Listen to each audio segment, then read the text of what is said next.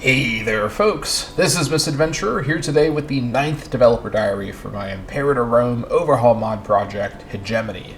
Since the 8th dev diary, I have worked on 2 more regions, as well as some miscellaneous changes and ideas for the project, so very excited to show you all here on YouTube how things have been coming along in the background. Also, since the 8th dev diary, I have started dating someone, which is very cool.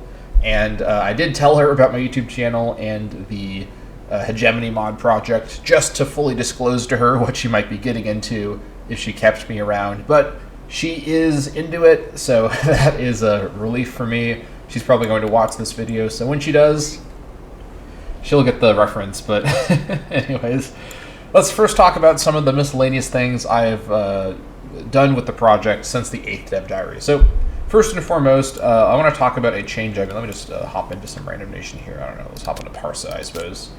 I've made one change as related to forts. Actually, I made a couple changes related to forts. First and foremost, I've removed all of the fort buildings from the map. And not just that, I've actually changed how forts appear on the map as the sort of 3D model of a fort. Which is to say, they no longer appear on the map. So this includes both cities where I had a fort sort of spawning in before, but also in capitals where normally a fort would automatically spawn.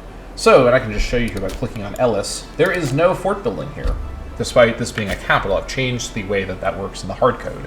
And on top of that, even if a fort were to be built, and I'm going to make some further changes to all the buildings, all the buildings will have different effects and roles, and the fortress building will have new roles and a new purpose. But either way, a fort level is no longer tied to the fortress building. And if you were to build the fortress building, there would not be a visual graphic of a fortress. So on the map, there's no longer any fortresses anywhere, and this will improve the kind of visual clarity of everything, I think, quite a bit, as the forts, even the slicker-looking DLC Greek forts that I was using up to this point, we're still creating a lot of visual noise, particularly in areas like Arcadia, where there's a lot of city-states all crammed together quite closely. So, no more fort graphics on the map. And you might say, well, how do I know which cities are fortified or not? Well, that's the great part. All of the cities are fortified. So, fort level comes now directly from the city status, not from a fort building.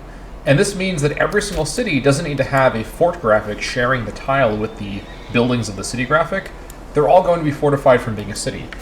What this is going to represent is essentially city walls, which is a graphic that's not in Imperator Rome and would be way too complicated to create myself for this project. So instead, just imagine all these cities are walled, and that's what the fort level represents. I'm thinking the fortress building for cities will actually represent strengthening or adding more city walls on top of what's there already. So every single city will have a little bit of fort level, at least one fort level, and then really famously fortified cities like Hegemony will have more fort level and also perhaps other special mechanics representing, for example, its long wall to Piraeus and whatnot. Speaking of Hegemony, the other main miscellaneous change I wanted to mention here that I've worked on since the 8th dev diary is how roads will work. You may notice that there aren't any roads over here. And this has to do with some research that I did about roads within classical Greece.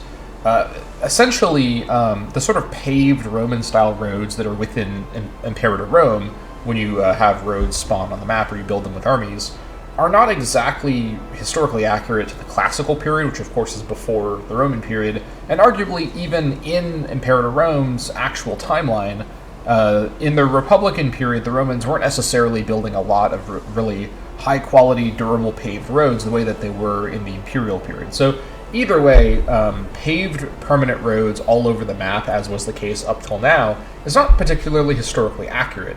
However, having this map have no roads whatsoever and no way to add more roads would also, I think, be a bit of a missed opportunity, because roads are an interesting gameplay mechanic and could be used both to create a better gameplay incentive to approach land war in a more realistic and interesting way, and also roads can act as a great reward for completing different decisions, missions, events, and whatnot, where, for example, roads could be added in through an event as a reward alongside something like other resources. So, with that in mind, the compromise I'm going to go for in Hegemony is that there is one road in classical Greece at the start of the game, And that road is from Itenai all the way down to Lacedaemon, with a fork going in the Megara area up to Thebae.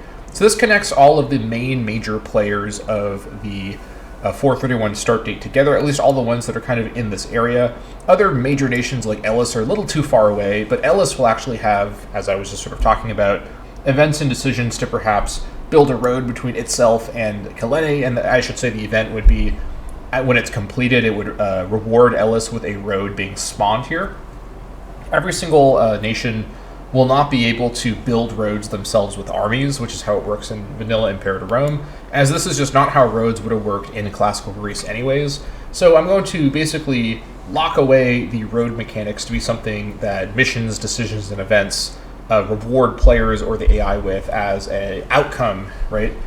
In order for also me to have better control over where the roads would spawn, as many road connections that could be spawned on this map will look a bit goofy and just kind of not feel quite right. So essentially this starting road goes from Lacedaemon up to their ancient ally of Tegea, then back into their own territory. Should note, by the way, that when or if the Aegina tag loses its battle against the expulsion from Aegina mechanic, which I talk about on the Hegemony Discord a bit more, and they get resettled over here, they would actually have their capital be at Therea, so they'd be on this road. And then the road goes north into neutral Argos, of course, continues north up to Corinthos, and then through Megara, the sort of Peloponnesian front lines of the war, and then into Itenai, with this fork going up through Tanagra, the second most important Boeotian city-state, and the fact that it's on this road sort of helps with that, and then it ends in Thebae. And so nations like Thebae, for example, may have missions that reward completing the mission with creating a road network between different cities within the Boeotian League, for example. And so although this is the starting road at the start of the game, over the course of a campaign, you and the AI will be adding more roads all over the place to reflect the greater sort of infrastructure and construction happening in classical Greece over the course of this period. So again, that also is not necessarily particularly historically accurate, but I do think that roads appearing over more and more of the map as time goes on is a fun part of Imperator Rome, and something I don't want to necessarily throw away just because these paved roads are a bit anachronistic. I think this also means, by the way, that the priority system, where remember, there's this one priority that adds more army movement without roads. This is now much, much stronger because much of the map doesn't have roads at the start of the game. And so this also helps visually establish how nations like Tegea or, I don't know, Megara are these sort of more important nations that are on this one road that exists here, right? So that's just one thing I wanted to note there about the roads. Now hopping over to the region map mode, let me talk about the two new regions I've been working on, Acarnania and Aetolia. So first of all, in terms of Aetolia, I did move one province that was in Photosis. This is the Asti Naipactos province. I moved this over into Aetolia, mostly for kind of visual cohesion, as Aetolia and Photosis. Aetolia was kind of a smaller region, and Photosis was a kind of a larger region. And this section here, although it should technically belong to Photosis to be completely accurate, just visually looks better in Aetolia. And also, this makes the Aetolia region include a lot of this mountain area in its sort of color scheme here, so it just looks a lot nicer and cleaner, and it makes Photosis have a more coherent border here, because it already includes so much stuff over here with Locris. So, whatever the case, just wanted to note that. But either way, in Aetolia and Acarnania, these are essentially the kind of northwestern frontiers of the classical Greek world. This is basically the extent of classical Greece, as it were. I mean, this and the islands to some extent. But in terms of the mainland, north of here is the Epirote and the Thessalian and beyond that Macedonian areas, which I've not created yet. And the peoples living up there are considered by the people of the classical Greek world to sort of be barbarians and not really similar to them at all, even though, of course, in terms of archaeology and what we know about the history of these cultures, there is quite a bit of cultural overlap between the classical period Epirotes and the Thessalians and the Macedonians and whatnot. But to the classical Greeks, Acarnania, Aetolia, and Photosis are basically these frontier areas beyond which there's only sort of barbarism and no more sort of Greek culture to present. And so for the purposes of this mod, the tribes and whatnot in Epirus, which at this point is not a unified state quite yet, and those in Thessaly and beyond that, are going to be probably a different culture group and have a different sort of structure than the polis system. So everyone in Acarnania, Aetolia, and Photosis do have the sort of Greek-style polis city-state situations going on with the sort of, flag design I've been using this whole time. But this is basically the northernmost extent before you get into the kind of the wilderness that the classical Greeks fear and sort of don't understand. So anyways, in terms of these regions, Acarnania is this very coastal island region with this section that's mainland on the peninsula. Now, Acarnania, sort of like Photosis, is very much a battleground internally with a lot of internal regional division between Delian and Peloponnesian support. The sort of southern part of the region includes these island or city-states. Zakynthos over here, a pretty important sort of minor naval power in the Delian League. Sami, Pronoi, Kranoi, and Bale, all here on Kefalonia, are also Delian aligned and are not necessarily very powerful, but they do collectively with Zakynthos add a pretty, noteworthy Western navy for the Delians in an area that the Delians don't tend to have a lot of power otherwise because they're mostly in the Aegean. So there's some important allies for Aedirn not to overlook. And together they can also help Aedirn maintain Aedirn's directly controlled Asti Naipactos and the city of Naipactos, this very, very important port over here that can help them fight off the powerful navy of Corinthos further in the Gulf. Now, north of the sort of Delian Islanders is this unaligned nation. I haven't changed this yet, but this is the nation of Ithaca. Now, if you know anything about Homer and kind of ancient Greece and sort of ancient Greek literature, the famous sort of mythological Greek hero Odysseus actually comes from Ithaca. This is the island that he's from, allegedly. There's some debate about whether this is the sort of Homeric Ithaca or if there's a different one that is more correctly where Homer believed Odysseus was from. Who knows, honestly, but either way, in the context of hegemony, the Ithaca tag, which is this unaligned tag, is going to basically be a bit of a unimportant backwater. It's unaligned, and it's even so weak and so unpopulated that the other very Delian-aligned island city-states south of it don't even really care about converting them or fighting them. Ithaca does control the sort of passageway up to the Peloponnesian-aligned Lykas, so there is a conflict potentially between the Delians down here and the Peloponnesian of Lykas, but Ithaca itself is unaligned. They're sort of outside of the attention of any major nation. However, what I plan to do, and I talked about this a bit in the Hegemony Discord, is for Ithaca to have itself a pretty interesting alt-history set of mission trees, where essentially, if you're playing as Ithaca, you can basically, starting literally from the bottom, one of the hardest starts in the mod, alongside starts like Plataea, for example, you can basically attempt to reform a kind of mythical, Homeric empire of Ithaca, or create for the first time a great Ithaca Bronze Age style empire, starting from this home of Odysseus, which in this mod doesn't even have a port because the island is so battered and ancient. And so you have your work cut out for you going down this route. But if you wanted to play a very much like an alt history experience, trying to kind of create a kind of mythological, kind of sort of impossible to even conceive of Bronze Age style sort of empire of Odysseus starting at Ithaca, you can do that in Hegemony with these alt history mission trees.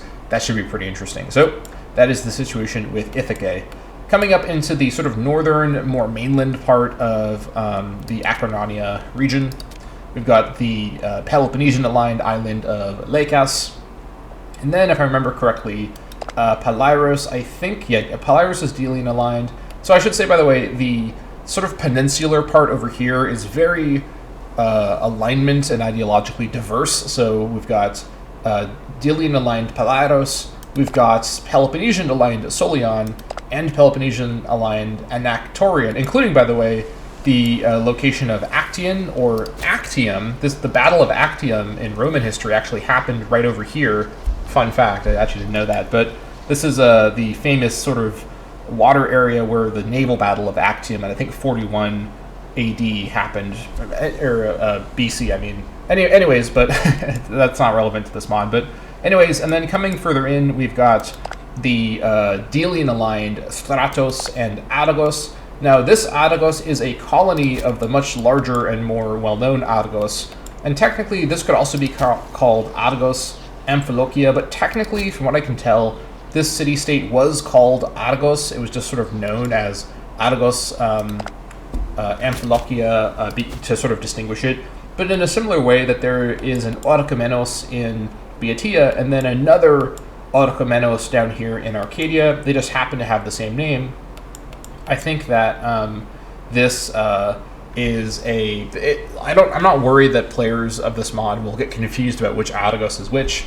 You know, the neutral Argos over here in the Peloponnese has the sort of black dog design on their flag, whereas this Argos has more of an off-white background and kind of a blue Pegasus design for their flag. So they're not going to be confused with each other, even if they're called the same thing. And it's more historically accurate that they have the exact same name, as one of them is the colony of the other. But the point is, over here in the Acarnania region, like Photosis, as I was saying earlier, this is very ideologically diverse.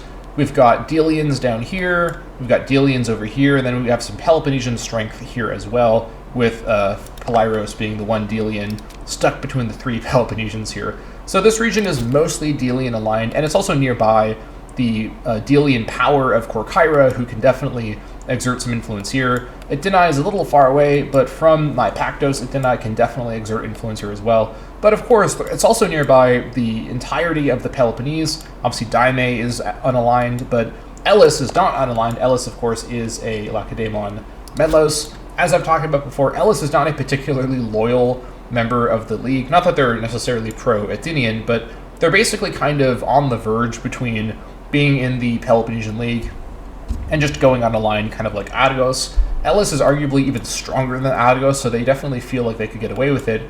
But they don't necessarily want trouble with Lacedaemon, who does have a stronger land army than them. So if Elis were to go on a line either as an AI playing it or as you playing it, you could definitely try to exert your influence over this region pretty successfully, given your cultural and military power being so close by.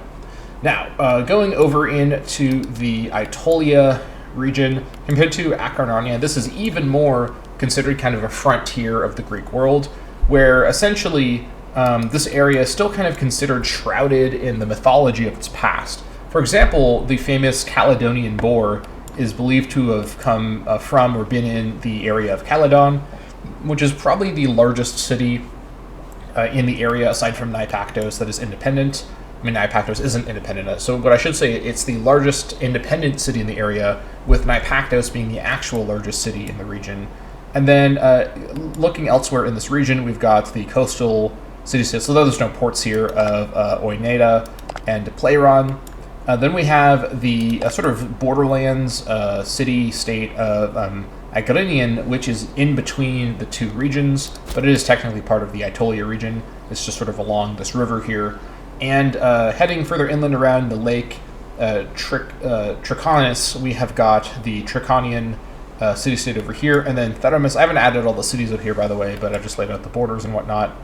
Theramis was a pretty important historic, and I should say, historically a pretty important religious center for what will become the Aetolian League, which sort of like the many other leagues that I've sort of mentioned before, including the Arcadian League and the Achaean League, the Aetolian League formed like those ones after the Peloponnesian War, in the power vacuum when Edeni really lost a lot of its power, and Lacedaemon, who historically haven't done a really good job maintaining hegemony over Greece for too long, basically started to have a conflict with Thebae, and there was kind of a Lacedaemon-Thebae sort of battle for hegemony, which Thebae won temporarily, and then pretty soon, eventually, though, Macedon just kind of showed up and took over everything anyways. But anyways, that's a whole other story, but the Aetolian League has not been formed yet in history, and playing as Theramis, you're going to have, obviously, some alt history mission trees to try to unify the Achaia region together under your leadership to do exactly that and to form the Achaean League under your control.